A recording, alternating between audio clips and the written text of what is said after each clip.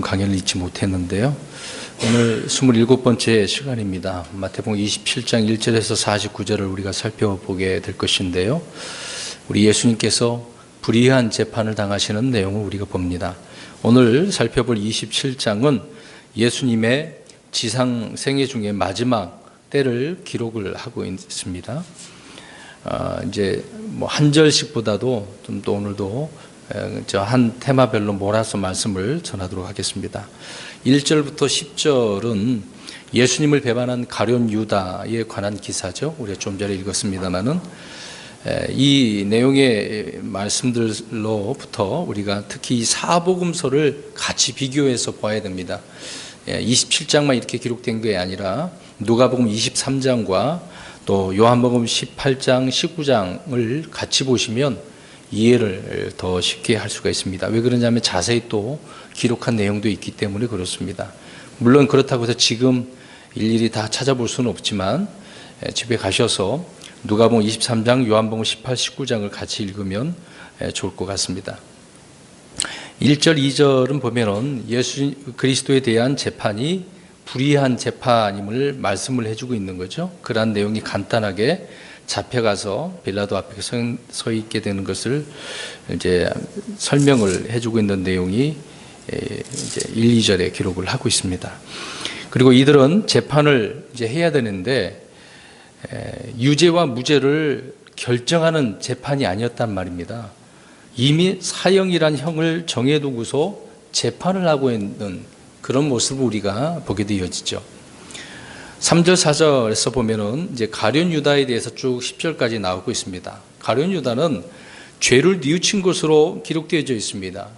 물론 영어 단어가 repent, 왜 회개하다, 돌이키다 이제 그런 뜻이거든요.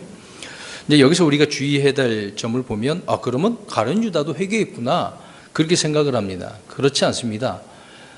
우리가 이제 회개, 구원을 가져다 주는 회개는 올바른 회개여야 되지만 가룟 유다는 죄를 뉘우쳤다고 해서 진정한 회개를 한 것이 아니죠. 구원에 이르는 그런 회개가 아니었다는 겁니다. 이제 그런 내용을 잠깐 이제 말씀을 드리려고 하는데요.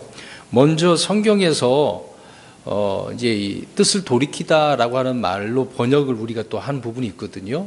그런 부분에 있어서 좀 오해하는 부분이 있기 때문에 잠깐 말씀을 드리려고 합니다. 하나님께서도 뜻을 돌이켰다라고 하신 부분이 있거든요. 그래서 성경적인 회개의 의미를 잠깐 간략하게 말씀을 드리려고 합니다. 하나님께서도 이렇게 뜻을 돌이키셨다고 말씀하고 있는데요. 이것은 우리 하나님은요, 죄에 대해서 돌이킨 것은 아니죠. 또 하나님이 정해놓은 것이 잘못돼서 그 자신이 잘못된 그 판단으로 인해서 돌이키는 것도 아니고, 또 하나님께서 실수하셔서 돌이키는 그런 문제는 아니라는 것입니다. 출애굽기 32장 13절 말씀에 보면 주께서 자신의 백성에게 내리려 하던 그 재앙의 뜻에서 뜻을 돌이키시니라 라고 말씀을 하고 있습니다. 얼핏 이것만 보면은 하나님께서도 회개하시네? 이렇게 이제 오해하는 부분이 있습니다. 그런 부분이 아니죠. 우리 주님께서는 결코 잘못이나 실수로 인한 그런 회개는 하실 수 없는 부분입니다. 이번에 암송 구절을 우리가 해보셨을 텐데 해보셨나요? 네네. 네, 발람 예언자가 또 그 말을 한 거죠. 근데 그 내용이 이제 우리가 암송한 이유가 또 있는데요. 하나님은 사람이 아니시니 거짓말하지 아니하시고 사람이 아들이 아니시니 뜻을 돌이키지 아니하시는도다. 거짓말도 안 하고 뜻도 돌이키지 않는다고 분명히 말씀하고 있죠. 근데 이제 그런 내용을 우리가 또 내용이 있으니까 그러면 앞뒤가 안 맞는다 그렇게 생각할 수도 있거든요. 그런 부분이 아니다라는 것은 말씀을 우리가 이해를 해야 될 것 같고요. 근데 어떤 부분에 그러면 이제 후회를 하셨는가라는 말이 이제 창세기 6장 6절에 나와 있죠. 주님께서는 땅에 사람을 지으신 것을 후회했다, 뜻을 돌이켰다라고 말씀을 하고 있습니다. 하나님의 형상대로 지음받은 인간이 범죄함으로 인해서 계속해서 타락하고 악했을 때 주님은 후회하셨다라고 이렇게 표현을 말씀을 해주고 있는 것입니다. 이는 주 안에서 새로운 피조물이 된 그 성도들에게 우리에게 이제 어떤 영적 교훈을 가져다 주지 않겠습니까? 그러니까 우리는 주의 영으로 성령님을 통해서 우리의 영이 거듭나죠. 또 그런 거듭난 성도, 또 예수 그리스도의 보혈로 정결케 된 저와 여러분이 계속해서 만약에 범죄하고 육신적으로만 산다고 한다면 하나님께서 후회하신다, 그런 의미가 되는 것입니다. 잘못한 부분은 아니시고요. 그런 면에서 그래서 창세기 6장 6절에 그런 의미의 말씀을 해주고 있는 것이죠. 또 하나는 사무엘상 15장 35절에 보면은 사울을 왕으로 삼으신 것을 후회했다라는 말씀을 우리가 읽어보신 적이 있으실 겁니다. 하나님보다 사람을 두려워했던 사울 왕은 항상 인본주의를 추구하지 않았습니까? 그런 왕이었었어요. 여기서 우리가 보면은 우리가 하나님보다 사람을 두려워하고 성경 말씀보다 인간적 기준에 따라 산다라고 한다면 역시 우리 하나님께서는 후회하신다라는 말씀을 할 수 있다라는 것을 우리가 이해할 수 있는 것입니다. 또 세 번째로는 신명기 32장 36절에 주님은 앞으로 이스라엘 백성으로 인해서 한 번 더 후회하신다라는 말씀이 있어요. 제가 간단하게 읽고 설명드리겠습니다.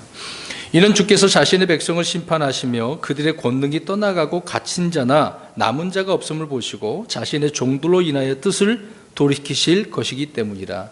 앞으로 이제 환난 때 이제 그런 말씀이라는 것을 우리가 이해할 수가 있습니다. 그때 주님께서 앞으로 후회하시는 내용이 되겠죠.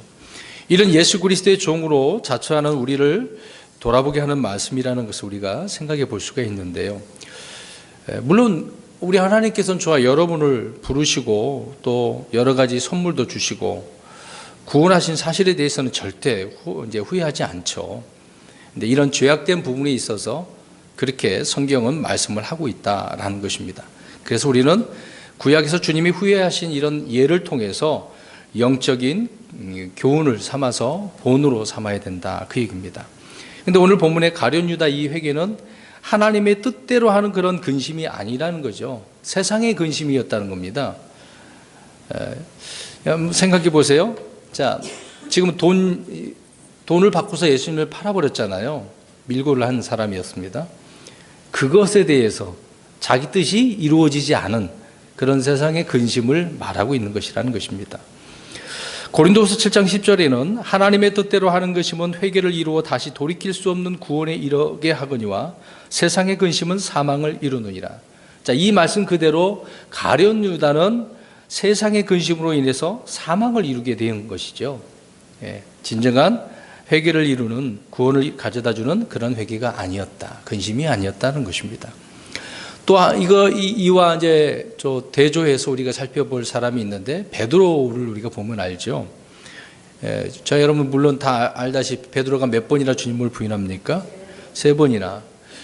자, 그렇게 부인을 하고 나서 예수님의 얼굴을 딱 쳐다보는 순간 얼마나 펑펑 울었습니까? 그때 베드로의 회개는 어땠을까요? 가룟 유다처럼 그런 근심의 회개였겠습니까? 아니죠. 베드로의 회개는 자신의 잘못에 대한 진정한 경건한 자의 슬픔이고 또 예수님을 바라보고 말씀을 기억함으로 정말 올바른 회개였다는 것을 알 수가 있습니다. 반면에 가룟 유다는 자신을 바라보지 않았습니까? 베드로는 누구를 바라봤어요? 예수님을 바라보고 회개했다는 겁니다. 근데 가룟 유다는 누구에게 찾아가요? 제사장들을 수제사장 찾아간 거죠. 그러니까 일의 계획이 틀어진 것에 대해서 절망감에 의해서 후회한 것이지 회개한 것이 아니다, 그 얘기입니다. 그런 내용의 말씀이 3절에 기록을 하고 있고요. 3절, 4절 가서 보시면 말씀드린 것처럼 가룟 유다는 수제사장들과 장로들에게 가서 죄를 고백했다, 그 얘기입니다. 지금 저와 여러분은 죄의 고백을 어떻게 해야 됩니까? 바로 주님 앞에 용서를 구하면 되는 거거든요. 저한테 찾아올 필요도 없어요. 어떤 종교는 신부에게 찾아가고 고해성사를 해서 죄에 대한 용서를 받죠. 어떻게 사람이 사람의 죄를 용서해 줄 수가 있겠습니까? 오직 죄를 용서해 주신 분은 우리 예수님밖에 없죠. 주님께 죄를 고백해야 되는데 가룟 유다는 수제사장과 장로들을 찾아갔다는 것입니다. 그게 문제죠. 내가 범죄하였나이다 라고 이렇게 말을 하고 있네요. 자, 이렇게 고백한 사람은 뭐 경건한 성도들만은 아닙니다. 그 외에 이제 다른 부분을 예를 들어서 보면은 파라오도 발람도 이런 고백을 한 것이죠. 하지만 이들은 구원에 이르는 회개가 아니라 단지 그냥 후회한 거다. 자기가 뭘 잘못해서 그냥 자기에 대한 부분을 후회한 거다, 그 얘기입니다.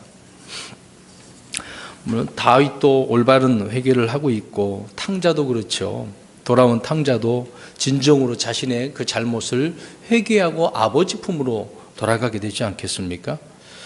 그러니까 참된 회개와 잘못된 회개의 결과는 엄청난 차이가 있다, 그 얘기입니다.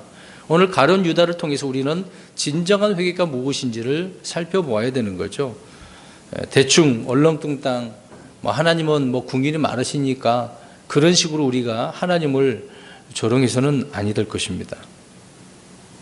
아무튼 우리가 베드로는 회복이 되어져서 진정한 주님의 일꾼으로 세워지는 반면에 가룟 유다는 어떻게 하고 말았습니까?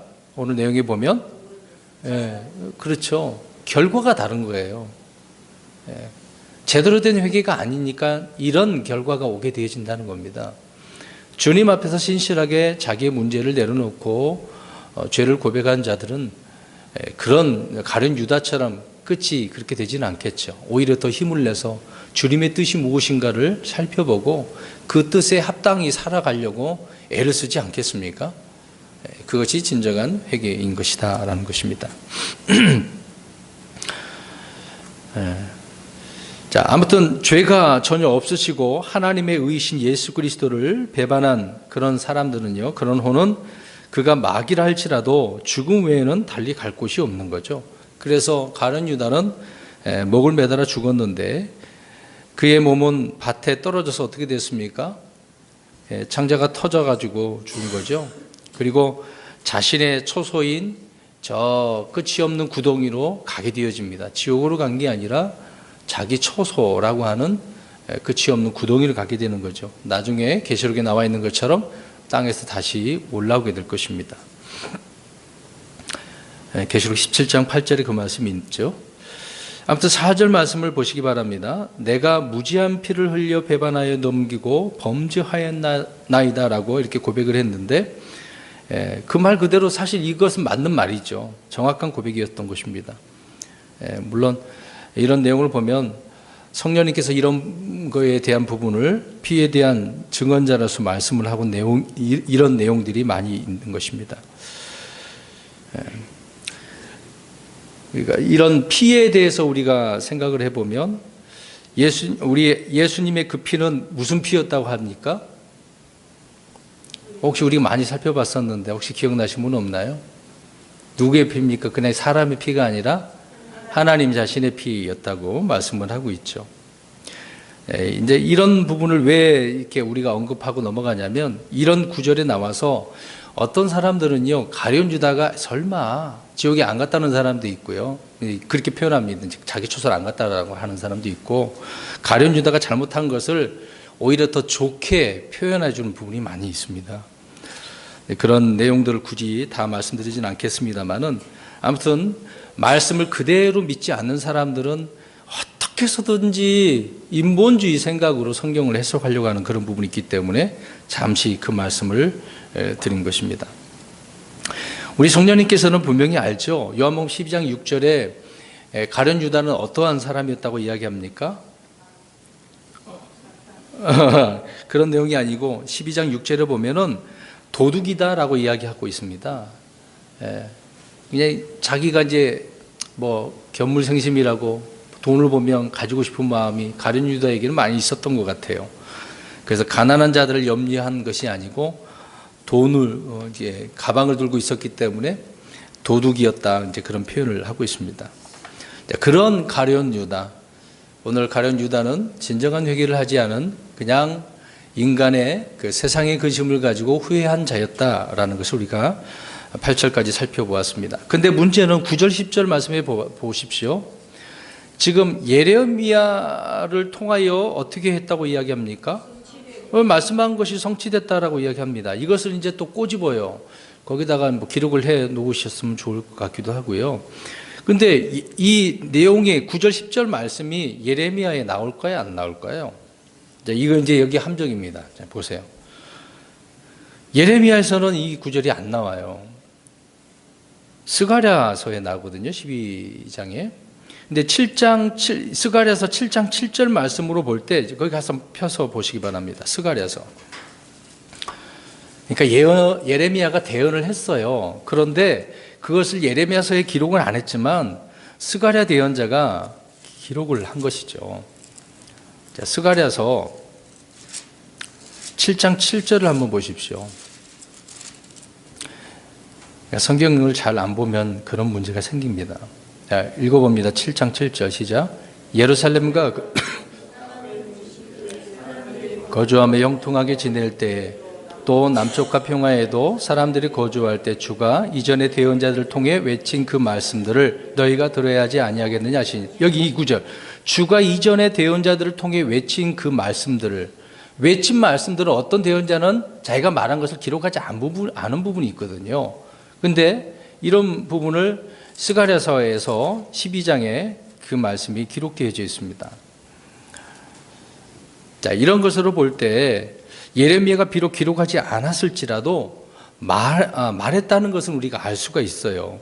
그래서 이제 오늘 본문에 마태는 이에 대언자 예레미야를 통하여 말씀한 것이 성취되니라라고 했습니다. 자, 기록됐다고 그랬습니까? 말씀한 것이라고 그랬습니까? 자, 이것도 우리가 이해를 해야 돼요. 그러니까 기록되어졌느냐, 말했었느냐, 이제 그런 부분입니다. 그러니까 킹제임스 성경은 오류가 없는 거죠. 그래서 정확한 내용은 스가랴가 예레미야가 말한 것을 기록한 것이라고 이해할 수가 있습니다. 아까 제가 이제 성경구 잘못 말씀드렸네요. 스가랴서 물론 12장이 있는데 예레미야 18장 1절에서 8절 그 내용이 또 있고 19장 2절 3절에 말한 부분도 있습니다. 자, 아무튼 이 부분이 성경에 예언된 성취된 부분이라는 것을 말씀을 해주고 있다. 성경대로 된 거라는 거죠. 오류가 없다는 것입니다. 자, 10절까지 우리가 살펴보았고요. 11절부터 25절까지 오늘 본문을 잘 보시기 바랍니다. 빌라도 앞에 서시게 되고 또 이제 바라바 대신 죽음에 넘겨지는 내용이 25절까지 우리가 이제 살펴볼 수가 있습니다. 자, 우리 주님께서는 빌라도 앞에서 이제 신문을 하는데 무슨 말씀을 하십니까? 12, 14절을 보시면 아무 말씀도 안 했어요. 근데 이제 빌라도가 네가 왕이냐? 라고 이렇게 물으실 때는 그때는 말씀을 하셨어요. 네, 자신이 그리스도시고 유대인의 왕이라는 사실에 대해서는 언제나 반드시 꼭 말씀을 하셨습니다. 그러나 이제 그들의 신문하고 이것저것 막 가짜 고소하고 하는 그런 내용들에 있어서는 일구무원 아무 말씀도 안 하셨어요. 거짓 증인들의 말에 대해서는 대답하지 않으셨다는 겁니다. 근데 어떻습니까? 사람들은 내가 이런 문제로 인해서 막 이런 어려움을 당하게 되어지면 어떻습니까? 억울하죠. 화가 나죠. 막 치밀어 오르고 막 산이 넘어와 가지고 막 뒤집혀지는 그런 일이 있죠. 누가 나를 한번 누명 써보십시오. 누가 나를 이렇게 거짓 증언해 보십시오. 난리 나죠. 나는 하지도 않았는데. 근데 우리 예수님은 어떻게 하셨다고요? 아무 말씀도 안 하셨어요. 다 참아내셨습니다. 빌라도는 예수님이 죄가 없다는 것과 유대인들의 시기심으로 인해서 예수님이 잡혀왔다는 사실을 알게 되었던 거죠.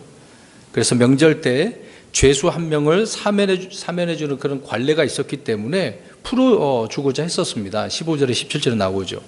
그래서 당시에는 흉악한 아주 유명한 죄인이 있었죠. 바라바라고 하는 사람이 있었는데, 그래서 빌라도가 바라바와 예수님 중에 누구를 풀어줘야 하는지를 자신이 결정하면 되는데 어떻게 합니까? 왜 그걸 왜 물어보냐고요. 자기는 그런 고난이 있는데도 불구하고 왜 물어보냐고요. 희한하죠. 그래서 결정적인 실수를 빌라도가 또 범하게 되어집니다. 그래서 수 제사장들과 장로들은 무리들을 선동해서 바라바를 이제 요구하게 되어집니다. 빌라도는 또 한편으로 그 내용을 보면 아내가 꿈도 꾸지 않습니까? 그래서 아내의 꿈을 통해서 예수 그리스도를 상관하지 말라는 그런 경고를 받았음에도 19절에 나오죠. 그렇지만 재판을 굳게 하는 그런 모습을 보게 되어집니다. 그런 내용이 쭉 기록을 하고 있는데요. 자, 21절부터 23절을 눈으로 보시기 바랍니다.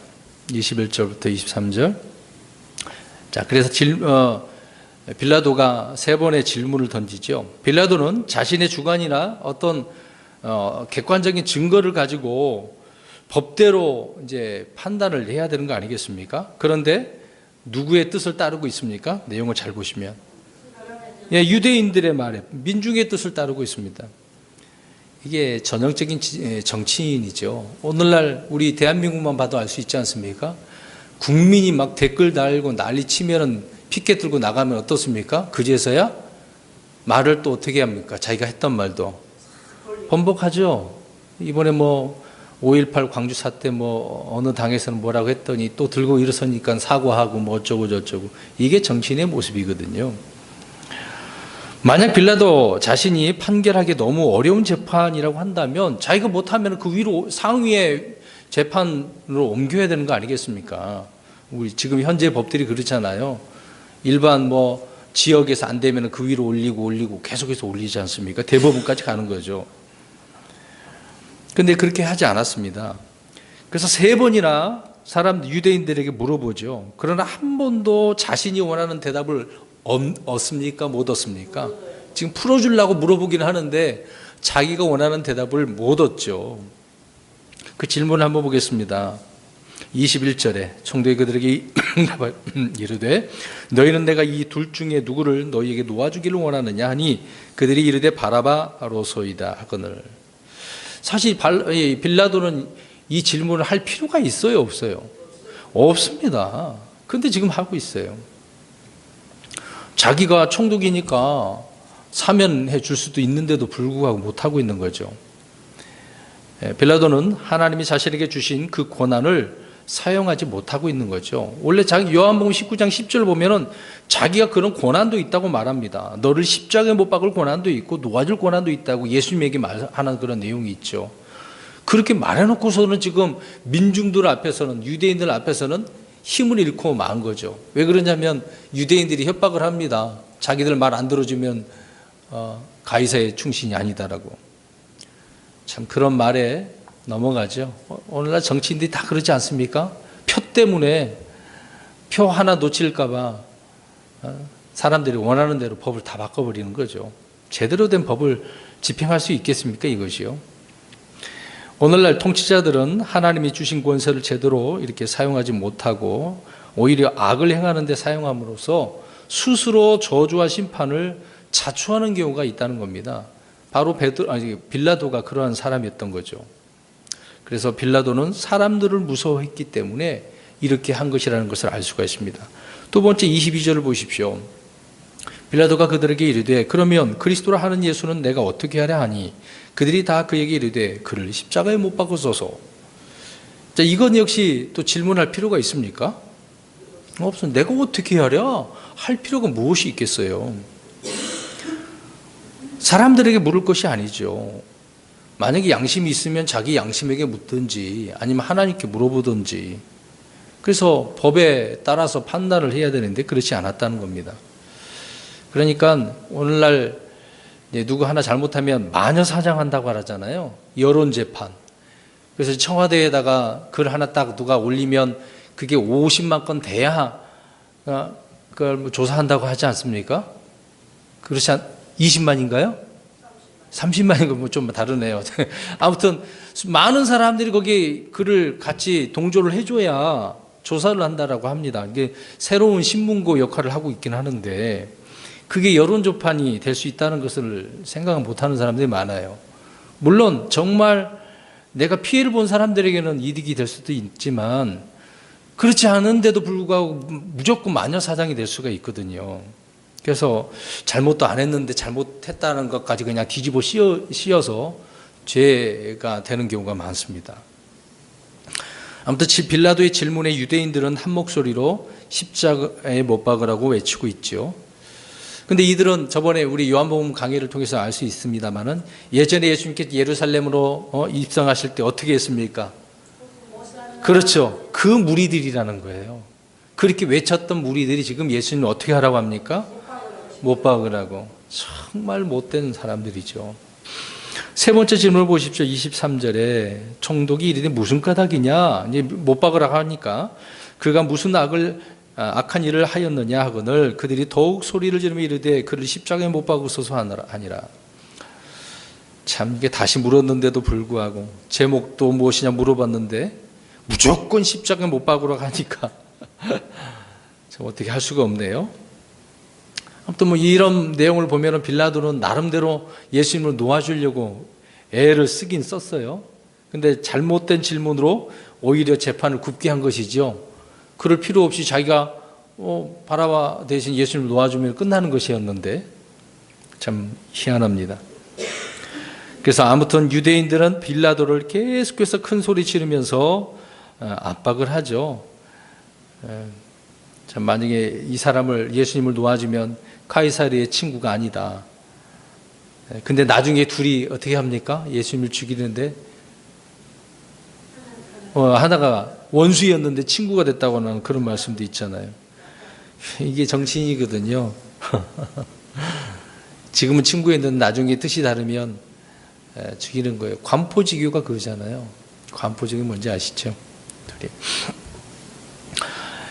아무튼 유대인들은 왕으로 오신 예수 그리스도를 죽이기 위해서 카이사리를 자기 왕으로 선택을 했습니다. 이는 신명기 17장 15절 말씀을 정면으로 거역하는 내용이죠. 내 형제가 아닌 타국인을 내 위에 세우지 말지니라 그랬는데 유대인들은 지금 누구로 왕으로 선택을 합니까? 자기들의 왕은 누구라 그래요? 카이사르가 왕이라고 하죠. 근데 분명히 성경에서는 타국인을 왕으로 세우지 말라 그랬어요.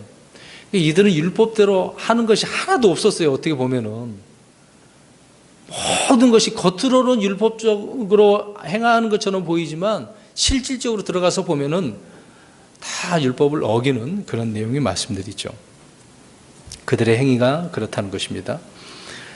유대인의 왕으로 오셨지만 결국 자기 백성들에게 이렇게 배척을 다 받으시고 십자가에 그래서 처형당하시는 내용을 우리가 계속해서 보고 있습니다. 빌라도가 이렇게 만약에 그렇게 말 안 들어줬으면 폭동이 일어나는 것이 이제 두렵죠. 그래서 십자가에 처형하도록 넘겨주고 마는 것을 26절에 말씀을 하고 있습니다. 근데 24절에 보시면 빌라도가 양심의 가책을 받았던 그랬는지 모르지만은 물로 어떻게 합니까? 그게 무슨 의미로 자기는 생각하는 거예요. 난 죄 없어. 난 상관없어. 근데 죄는 물로 씻겨집니까? 우리의 죄는 무엇으로 씻길 수 있습니까? 그렇죠. 주님의 피로 말미암아 되는 거죠. 근데 이 빌라도는 물로 씻으면 자기가 죄가 없어진 줄 알죠. 세상 사람들은 그래요. 몸을 깨끗이 하면 난 죄가 없어. 더러운 거 없어져. 그렇게 생각하지만 그렇지 않습니다. 죄는 주님의 피로 깨끗하게 적셔져야만이 씻겨질 수 있는 거죠. 아무튼 그는 자신의 손을 씻으며 자신의 책임을 회피하고 유대인들의 책임으로 돌리게 되어집니다. 24절을 보시기 바랍니다. 이에 온 백성이 응답하여 이르되 그의 피가 우리와 우리 자손에게 임하리이다 하니라. 참 이런 말도 알지도 못하고 무조건 유대인들은 그냥 입 벌리면 이런 맹세를 해버리는 거죠. 무서운 말이죠. 그래서 실제적으로 어떻게 됐습니까?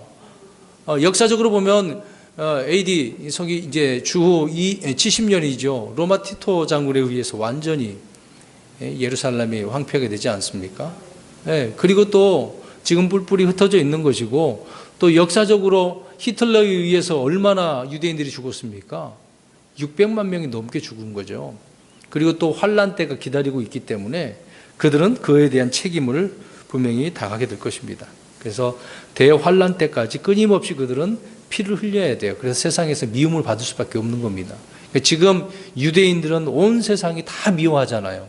잘했건 못했건 무조건 유대인들은 미워합니다. 지금까지 그래서 25절까지 빌라도의 문제를 우리가 살펴보았고요. 그 다음에 26절에서 마지막 이제까지 61절 끝부분이 되겠죠. 오늘 49절까지만 우리가 살펴볼 건데요. 십자가에서 죽으시고 장사되는 묻히시는 그 내용의 말씀들을 기록을 하고 있습니다. 26절을 보십시오. 우리 주님은 채찍질을 어떻게 합니까? 당하시고 있죠. 참 채찍질 당하시는 장면을 보십시오. 이미 이사야 53장 5절에 보면 이사야 대언자가 700년 전에 예언을 해놓고 있죠. 그가 채찍에 맞음으로 우리가 어떻게 무엇을 받았도다? 고침을 받았도다. 이게 주님이 맞았기 때문에 그 말씀을 이루는 장면을 보게 되어지죠. 그리고 28절부터 30절 보십시오. 이제 예수님이 잡혀가시고 로마 군사들에 의해서 어떻게 하고 있는 장면입니까? 그들이 주님을 어떻게 해요? 조롱하고 있습니다. 옷을 벗기죠. 옷을 벗기고 무엇을 입힙니까? 주홍색 옷을 입히고 머리에는 그렇죠. 가시관을 씌우고 또 손에는요. 뭘 또 갈대를 참 그 로마 병정들도 무엇을 알고 그렇게 하겠습니까? 그것은 조롱하는 장면이죠. 그들은 주님을 조롱하며 무릎을 꿇고 유대인들의 왕이라고 막 얼마나 그렇게 조롱을 했겠어요. 주님은 이런 조롱을 전혀 개의치 않았습니다. 이사야 50장 6절에도 보면은 주님께서 그렇게 조롱당하는 장면이 기록되어져 있죠. 때리는 자들에게 내 등을 내주고 머리털을 뽑는 자들에게 내 뺨을 내주며 수치와 침뱉음을 피하려고 내 얼굴을 가리지 아니하였도다. 다 받아내신 거죠. 왜? 성경을 이루시기 위해서, 성취하기 위해서. 주님은 자기 십자가를 지시고 그래서 골고다로 끌려가신 것입니다. 골고다는 히브리어로 우리가 알다시피 해골의 장소라고 하는 뜻 아닙니까? 그런데 당시 관습과 법에 따르면 죄수가 반드시 십자가를 지고 가야 한다라고 말씀하고 있습니다. 그러나 예수님을 끌고 가는 군사들도 사실 예수님이 억울하게 죽는 장면을 빌라도도 알고 있었기 때문에 군사들도 다 알고 있는 거죠. 죄 없이 죽은 그 희생양인 것을 분명히 알면서도 조롱하고 있는 것입니다. 그래서 주님의 그 십자가를 누가 지나가요? 그 사람을 억지로 지게 하죠. 그 사람은 누굽니까? 구레네 시몬이라고 하는 사람이죠. 이 사람 정말 억울할 거예요. 이 사람은 역시 그냥 유월절 명절을 지키기 위해서 올라왔어요. 그런데 그걸 지나가다 보다가 이 로마 사람들이 붙잡혀서 예수님 대신에 십자가를 지고 가게 된 거죠. 그러니까 영문도 모른 채 대신 십자가를 지게 된 것입니다. 참 마가복음 15장 21절에서 보면 시골에서 와서라는 말이 있거든요. 지나가다가 십자가를 졌어요. 참 한편적으로 그렇습니다. 근데 이제 들어보시기 바랍니다. 근데 주님을 따라가는 사람이 아니었거든요. 항상 제자들도 있었고 또 여인들도 있었고 또 뭐 죽었다 살아난 나사로도 있었고 많은 사람이 있었을 거 아닙니까? 그들이 대신 지어준 것도 아니고 그냥 지나가다가 유월절 지키려고 왔다가 이렇게 대신 짓는 이 사람을 구레네 시몬을 보시기 바랍니다. 좀 어떻게 보면 그 사람이 주님 옆에서 주님을 도와준 사람이라는 것을 알 수가 있겠죠. 뭐 그것에 따른 다른 내용은 없지만 하나님께서 뭐 자기도 모르게 이렇게 당한 것이긴 하지만 좋은 의미로 대해주지 않을까 그런 생각을 하게 되어집니다. 34절을 보십시오. 주님께서 그 짊어지고 하셨을 때 그 고통이 얼마나 크셨겠어요. 십자가의 고통을 약간이나마 이제 덜어주기 위해서 무엇을 먹입니까? 슬개즙을 섞은 식초죠. 일종의 이제 마취제라고 보시면 될 것 같습니다. 순간적인 고통을 참을 수 있게 해주는 것이니까. 그러니까 주님은 이런 마취제나 약물이나 어떤 다른 도움 없이 고통을 다 이렇게 감당하신, 그래서 거절한 거죠. 35절 계속 보십시오. 주님은 벌거벗긴 채 십자가에 못 박혔습니다. 이것도 다 시편 22편 18편에 있는 말씀을 이루시기 위한 부분이 되겠죠. 십자가에 주님이 그렇게 못 박히셨어요. 정말 수치와 이런 조롱을 당하신 분이죠. 36절에 보면 그들이 거기에 앉아 그분을 지켜보고, 이들은 주님의 재판에서부터 주님의 머리 위에 이 사람은 유대인들의 왕 예수라고 쓴 그 죄목을 붙여서 보고 있는 거네요. 계속해서 39절을 보십시오. 십자가 앞을 지나가는 사람들이 나오고 있습니다. 자, 이들은 율법에 정통한 사람들이었겠죠. 예수님을 무시하고 조롱합니다. 그들은 율법주의와 전통을 말씀과 믿음보다 더 중요하게 여기는 그런 사람들이었습니다. 그들은 하나님이 제시한 구원 방법보다는 자신들의 의를 더 신뢰한 사람들이었다는 것을 알 수가 있죠. 자, 이런 자들의 조롱하는 말을 주님께서 다 듣고 계시는 겁니다. 39절에서 44절을 보십시오. 심지어 누구조차 조롱합니까? 욕합니까? 예수님과 같이 못 박혔던 강도들조차도 예수님을 어떻게 해요? 욕을 합니다. 욕을 해요. 40절 보십시오. 내가 만일 중간에서 하나님의 아들이거든 십자가에서 내려와라 하고, 자, 내가 만일 하나님의 아들이거든, 우리가 마태복음에서 누가 이런 말을 한 적이 있었죠? 그렇죠. 예, 광야에서 3번이나 주님께서는 이렇게 시험을 받으실 때 이 말을 들었는데 또 이렇게 듣고 계시네요. 자, 계속해서 마귀는 어떨까요? 예수님을 시험하고 있는 거거든요. 네. 우리도 이런 것을 잊어서는 안 됩니다. 내가 믿음 충만하고 성령 충만하고 말씀에 막 무장되어져 있다고 해서 마귀는 그냥 도망만 있고 가만히 있지만 않거든요. 계속해서 시험합니다. 넘어뜨리려고요. 근데 십자가를 바라보는 또 다른 부류의 사람들이 있습니다. 십자가에 뭔가 의미를 가진 그런 사람들이죠. 요한복음 19장 25절 한번 가서 보십시오. 자, 마태복음에는 안 나와 있는데 요한복음 19장 보시면 알 수 있습니다. 19장 25절. 19장 25절 읽습니다. 시작. 이제 예수님의 십자가 곁에는 그분의 어머니와 그분의 이모요 글로바의 아내인 마리아와 막달라 마리아가 서 있더라. 예, 지금 여러 명의 여인들이 나오죠. 이들은 십자가에 못 박히신 예수님으로 인해서 슬픔에 정말 어떤 비탄에 잠겨져 있는 그런 모습이죠. 이들은 십자가 곁에 서 있었습니다. 근데 거기에 또 사랑하는 제자 요한도 있었죠. 이들은 예수 그리스도께서 죽는 그런 현장에서 그 아픔을 함께 나누고자 계속해서 같이 있는 것을 보게 되어집니다. 물론 그들이 그 당시에 십자가의 구속의 의미는 다 알지 못했다 할지라도 마지막 죽음의 순간까지 주님의 말씀을 다 듣는 모습을 우리가 볼 수 있죠. 그들은 이 이후에 이제 사도행전을 보면 오순절 다락방에 오순절 성림 강림 할 때까지 동참하고 있는 것을 보게 되어집니다. 이것을 우리가 영적으로 생각해 보면은요, 주님은 십자가의 곁에 서 있던 사람들을 통해서 일하신다는 겁니다. 그들을 통해 영광을 받으시는 거죠. 이 십자가의 의미를 모르고 살아가는 사람들이 되어서는 안 되는 것입니다. 계속해서 이 십자가를 우리는 기억을 해야 되는 거죠. 그래서 주의 만찬을 하는 이유가 그것입니다. 근데 이 주의 만찬을 우습게 생각하는 분들이 많이 있어요. 별거 아닌 것처럼.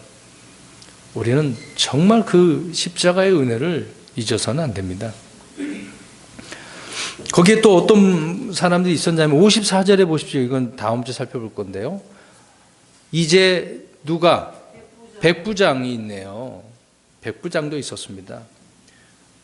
이게 이제 정확히 우리가 이제 큰 믿음을 가진 그 백부장인지 아닌지는 좀 잘 모르겠습니다만은, 근데 그 사람인 것 같아요. 왜 그러냐면 말하는 거 보면 알 수 있습니다. 54절 하반절에 보니까 진실로 이분은 하나님의 아들이었도다. 그 믿음을 가진 그 백부장은 주님을 받아들였잖아요. 아들로서.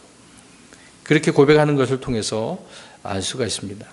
아무튼 십자가의 곁에 섰던 사람들이 이렇게 주님이 누구신지를 알고 주님의 일을 하는 그런 사람들이었다는 것을 우리가 알 수가 있습니다. 다시 45절로 가서 보십시오. 27장 45절. 이제 6시부터 9시까지 어둠이 온 땅을 덮었더라라고 말씀하고 있습니다. 우리 예수님은 빛의 근원이시죠. 빛으로 오신 분 아닙니까? 그래서 그 빛이 세상을 어둠을 밝히 비치신 거죠. 그러니까 빛을 지으신 분이 십자가에서 지금 죽어가고 있습니다. 하나님께서도 얼굴을 그때는 숨기셔 버렸어요. 주님은 죄가 되셨고 저주가 되신 것 아니겠습니까? 그래서 십자가에 죽으신 거죠. 주님이 십자가에서 살이 찢어지고 또 피가 흐르는 고통보다 더 큰 고통을 지금 겪고 있는 내용입니다. 근데 어둠은 심판을 나타내고 있죠.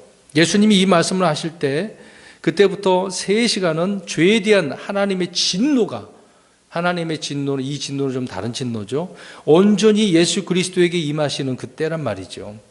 하나님도 예외가 없습니다. 죄에 대한 부분은요. 그때는 사실상 지금 정오부터 오후 3시까지라고 보면 되는데 대낮에 닥친 흑암이에요. 아니 한낮에 이렇게 어둠이 갑자기 왔다고 생각을 해보세요. 사람들이 얼마나 놀랐겠습니까? 이 흑암은 인간들이 하고 있는 이 일이 얼마나 어둠에 관한 일인지를 말씀해 주고 있는 거예요. 너희들이 지금 이 어둠에 속한 일로 내 아들을 죽인 거야. 그런 의미로 어둠이 왔다는 것을 우리가 이해게 되는 거죠. 하나의 심판의 의미로 말씀을 하고 있는 것입니다. 뿐만이 아니라 이들의 영적 상태가 완전히 어두운 상태라는 것을 말씀해 주고 있는 것이죠. 그런 상태라는 것을 육신의 눈으로 볼 수 있도록 그들에게 보여준 거예요. 근데 그들이 깨달았겠습니까? 그렇게 해줘도 그냥 벌벌벌 떨 뿐이었지 회개하는 사람이 누가 있었겠어요. 빛 대신 주님이 죽으심으로써 이 세상은 그래서 이제 빛이 있는 낮의 때가 아니라 어둠 가운데 있는 밤의 때가 되어진 거죠. 그래서 지금 주님이 오실 때까지 밤의 기간이라는 것을 성경은 말씀해 주고 있습니다. 그래서 이제 이 세상은 완전히 마귀의 것이 되었어요. 이럴 때에 저와 여러분들 그리스도인 우리를 불러주셔서 그리스도 종으로서 하나님의 자녀로서 세상에 나가 빛의 자녀로서 살라고 말씀하고 있습니다. 이 어둠의 때 빛이라는 거죠. 여러분 달에 대해서 말씀드렸습니다마는 달은 어떨 때 가장 빛난다고 했습니까? 지구와 가까이 있을 때예요, 지구와 멀어질 때예요. 멀어질 때 태양과 가까이 있을 때는 달이 빛나는데 지구와 가까이 있을 때는 어두워집니다. 빛을 잃어요. 그래서 달에 대해서 얘기할 때 달은 성도들을 상징한다고 하지 않았습니까? 그래서 우리 성도들은 이 밤의 때 더 빛이 나야 되는데, 그러니까 육신적인 그리스도인들은 세상과 같이 하기 때문에 빛이 안 나잖아요. 더 멀어져야 우리는 빛이 나는 건데. 아무튼 의의 태양이신 주님이 다시 오실 때까지 어둠은 계속해서 있을 것입니다. 그 다음에 46절을 가서 보십시오. 9시쯤에 예수님께서 큰 소리로 외쳐 이르시되 엘리 엘리 라마 사막다니 하시니 이것은 곧 나의 하나님이여 나의 하나님이여 어찌하여 나를 버리셨나이까 하는 말이라. 이제 해석까지 해주고 있는 내용이죠. 근데 우리 예수님은 원래 하나님과 항상 교제하시는 분이잖아요. 근데 단절된 적이 없었는데 오늘 여기에는 왜 주님 하나님과 완전 단절됐을까요? 이 순간은 지금 아버지 하나님과 단절된 상태죠. 주님은 아침 9시부터 오후 3시까지 6시간 동안 십자가에서 피를 흘리며 매달려 계시는 가운데에 마지막으로 육신의 힘을 다해서 외치고 있습니다. 어떻게 보면 이제 최악의 발악이나 그런 표현을 쓸 수도 있는데 아무튼 마지막으로 이렇게 말씀을 하고 계시네요. 이때 주님의 몸의 상태를 한번 보겠습니다. 성경을 한번 찾아볼까요? 시편 22편. 자, 시편 22편은 펴놓고 계십시오. 13절에서 15절 보겠습니다. 22편 13절에서 15절. 주님의 몸이 어떤 몸이었는지 보겠습니다. 시작. 그들이 약탈하며 울부짖는 사자같이 나를 향해 입을 벌렸나이다. 나는 물같이 쏟아졌고 내 모든 뼈는 너그러졌으며 내 심장은 밀족같이 되어 내 장가 한가운데서 녹았나이다. 내 힘은 질그릇 조각같이 마르고 내 혀는 내 턱에 붙나이다. 주께서 나를 사망의 티끌 속에 두셨나니. 아멘. 시편 22편은 예수님이 어떻게 죽으실 건가를 다 말씀해 주고 있습니다. 참 십자가는 사람들이 고안해낸 최고의 형벌 중에 하나가 아니겠습니까? 자, 이런 십자가의 형벌을 6시간 넘게 고통을 당하시는 거예요. 엄청난 겁니다. 인간의 의지로 견딜 수가 없는 부분이거든요. 그런데 그 고통을 우리가 겪어야 할 고통을 주님께서 다 당하시는 것을 보게 되어지죠. 46절 다시 한번 보시기 바랍니다. 예수님께서 큰 소리로 외쳐 이르시되, 큰 소리로 외치시네요. 얼마나 이제 마지막 순간을 설명해 주고 있습니까? 근데 22편 1절을 보십시오. 22편 1절에 뭐라고 말씀하고 있습니까? 예, 그 말씀을 지금 예수님께서 어떻게 하고 계셔요? 그렇죠. 마지막 순간까지 우리 예수님은 성경을 성취하시기 위해서 몸부림치시고 계시는 거죠. 얼마나 위대합니까? 십자가의 사건을 완벽하게 시편 22편이 우리에게 말씀을 해주고 있는 것이죠. 참 그런 모습을 지금 유대인들과 많은 악한 자들을 보십시오. 막 흥분하잖아요. 막 광기에 차여서 그 잘 죽었다 잘 죽었다. 그런 사람들이 얼마나 많은 가운데 주님께서는 지금 비참하게 어떻게 보면 외치고 있는 그런 내용의 말씀들 아니겠습니까? 뼈저는 절규를 하고 계시는 거죠. 그런데 12시부터 3시간 동안 온 세상을 덮는 어둠으로 인해 사람들이 불안에 떨고 있는 것을 보게 되었습니다. 우리 주님은 마지막 숨을 거두시기 직전까지 이렇게 말씀을 선포하고 증언하는 일을 중단하지 않으셨다는 거죠. 그런데 시편 22편에 유명한 이런 말씀들이 있는데도 불구하고 지금 그런 장면을 보면서 성경에 그런 말씀이 있었는데 막 깨달아지고 가슴을 쳐야 되는 상황인데 전혀 그렇게 느끼지 못하고 있는 거죠. 깨닫지 못하고 있는 겁니다. 우리가 살다가 보면은 어떤 일들이 말씀 가운데 막 이루어지는 그런 일들이 보여줄 수가 있어요. 그럴 때 그렇지 성경이 이렇게 말씀하셨어라고 깨닫는 사람은 복이 있거든요. 그렇지 않은 사람들은 이게 뭐지? 이게 왜 일어났을까? 이런 사람들이 있어요. 전혀 감을 못 잡는 사람들이 있거든요. 오늘 이 본문에 많은 사람들이 그런 사람들이죠. 좀 안타까운 그런 내용들을 우리가 봅니다. 아무튼 계속해서 우리 예수님은 이렇게 말씀을 하고 있고 마태가 예수님께서 큰 소리로 외쳐 이르시되라고 기록을 하고 있는데 예수님의 이름을 얼마나 강조를 해주고 있습니까? 그 다음에 47절 아무튼 엘리 라마 사막단이 히브리 말인데 그 당시에는 히브리 말도 썼고 그 외에 아람어도 사용하고 있었기 때문에 그리스 말도 있었고 다 기록을 한 것을 보게 되었습니다. 아무튼 주님께서 다 알아들을 수 있도록 또 마태가 해석까지 해준 장면이죠. 47절 보십시오. 거기 서 있던 사람들 중에 몇 사람이 그것을 듣고 이르되 이 사람이 엘리야를 부른다 하니 엘리 그러니까 누구 부른 것처럼 느꼈다고요? 엘리야를. 사실 그 엘리는 하나님을 부르는 것이었는데 그 내용을 우리가 보면 이제 어떤 사람이 입에다가 뭘 갖다 주려고 하니까 야 나도 봐봐 정말 엘리야가 와서 도와주나 보자 이런 식으로 사람들이 또 말을 하는 거죠. 끝까지 그냥 그들의 영적 상태가 완전히 그냥 어둠 가운데 있었다라는 것을 우리가 알 수가 있습니다. 그렇지만 우리 주님은 엘리 라마 사박단이라고 세 마디의 말씀을 또 마지막으로 이렇게 하시네요. 나의 하나님이여 나의 하나님이여 어찌하여 나를 버리셨나이까. 이 내용의 말씀드린 것처럼 시편 21편에 말씀하고 있죠. 그런데 이렇게 주님께서는 마지막 절규를 하신 부분을 세 가지로만 잠깐 말씀드리고 결론을 맺겠습니다. 왜 그렇게 마지막에 그렇게 절규하시고 죽으셨겠습니까? 무엇 때문일까요? 첫 번째로 우리의 죄 때문입니다. 죄 때문이죠. 예수님은 채찍이 맞으실 때나 십자가의 형을 이렇게 선고받으실 때나 제자들은 또 도망가고 또 사람들이 조롱할 때 또 십자가에 못 박힐 때 다른 기도는 하지 않아요. 오히려 잠잠하시고 오히려 이런 마지막에 이런 말씀을 하신 것입니다.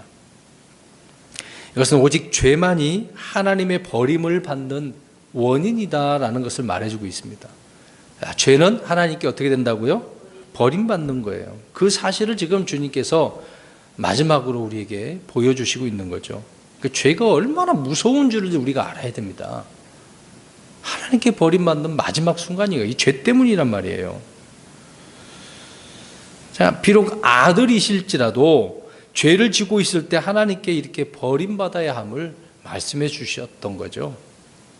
그래서 어찌하여에 대한 대답은 사실 주님이 아니라 저와 여러분이 아니겠습니까? 모든 사람들이겠죠.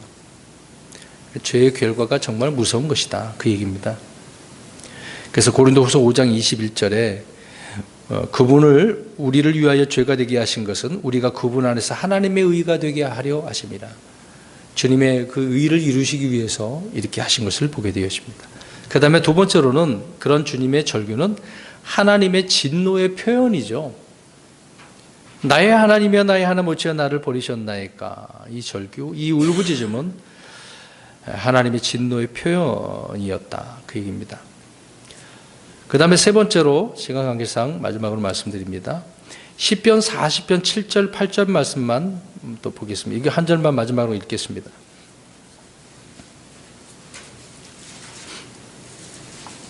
하나님의 말씀을 이루시기 위해서 이런 절규를 하신 거죠. 시편 40편 7절 8절 시작. 그때에 내가 말하기를 보시옵소서 내가 오나이다. 두루마리책에 나를 가리켜 기록된 것이 있나이다. 오 나의 하나님이여 내가 주의 뜻 행하기를 기뻐하노니 참으로 주의 법이 내 마음에 있나이다 하였나이다. 주의 법이 내 마음에 있어서 기뻐서 이것을 행하신 것. 말씀을 이루시기 위한 거죠. 그래서 우리 예수님은 십자가에 못 박힌 그 상태에서도 성경의 모든 기록들을 성취하셨다라는 것입니다. 그러니까 예수님의 유일한 기쁨은 무엇을 행하는 거예요? 주의 뜻을 행하는 것. 죽으실 때까지. 근데 우리는 어떻습니까? 주의 뜻 많이 이제 설교 시간이나 성경 읽으면서도 듣고 발견하는데, 읽는데, 근데 그 뜻이 읽으면서도 그냥 지나갈 때가 굉장히 많죠. 근데 우리 예수님은 처음부터 끝까지 다 그렇게 이루신 것이다 라는 것을 말씀해 주고 있습니다. 아무튼 우리 주님처럼 오 나의 하나님이여 내가 주의 뜻 행하기를 기뻐하오니 이렇게 고백하는 것, 참 세상 사람들에게는 조롱당할 수는 있어도 우리 하나님께서는 기뻐하실 것입니다. 결론적으로 말씀을 드리면 오늘 이렇게 우리 예수님은 불의한 재판 가운데에 그냥 아예 사형 언도를 내고 빌라도에게 끌려가서 또 빌라도가 또 올바른 재판도 하지 않고 바로 사형에 넘겨주는 것을 보게 되었습니다. 어떤 절차도 없는 거죠. 무조건 때를 쓰면 그 민중에 의해서 따라가야 하는 이런 정치가들처럼 빌라도가 예수님을 그렇게 넘겨주고 우리 예수님은 비참하게 그들에게 조롱을 당하시고 십자가에 죽으시는 것을 우리가 살펴보았습니다. 사랑하는 성도 여러분, 우리는 이 주님의 이 죽으심에 대해서 다시 한번 내 마음에 품고 잊지 않고 기억을 해서 주님께서 나에게 원하시는 그 기뻐하시는 일이 무엇인지를 알고 바른 삶을 살아가는 저와 여러분 되시기를 주의 이름으로 축원합니다.